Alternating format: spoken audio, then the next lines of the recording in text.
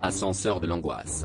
Est-ce que vous avez déjà eu l'impression qu'un objet du quotidien vous observait, qu'il vous attendait, patiemment, pour vous piéger au moment où vous vous y attendriez le moins?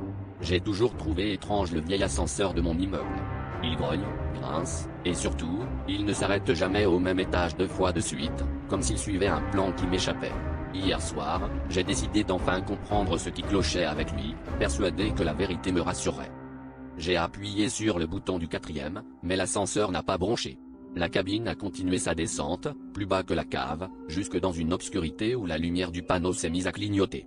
La porte s'est ouverte sur un couloir étroit, tapissé d'affiches déchirées et de miroirs sales qui reflétaient mon visage déformé. J'ai hésité, mais la curiosité l'a emporté sur la peur. Je suis sorti, pensant trouver une issue ou, au pire, un local technique poussiéreux. À mesure que j'avançais, les bruits du monde d'en haut s'effaçaient, remplacés par des chuchotements derrière les murs. Les miroirs semblaient suivre mes mouvements, et j'ai cru voir des silhouettes derrière mon reflet, des ombres qui frôlaient la surface sans jamais en sortir. Au fond, une porte métallique entr'ouverte laissait filtrer une lumière froide. Poussé par une force inexplicable, je l'ai franchi et me suis retrouvé dans une salle où trônaient des dizaines de tableaux de boutons, tous identiques à ceux de l'ascenseur, mais portant des noms d'habitants disparus depuis des années.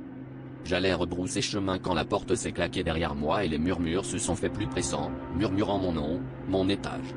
Les miroirs se sont mis à vibrer, montrant non plus mon reflet, mais des versions de moi, prisonnières d'autres cages, hurlant en silence. Alors, j'ai compris, l'ascenseur ne choisit pas ses arrêts au hasard.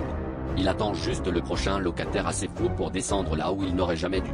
Ce soir, il a choisi moi.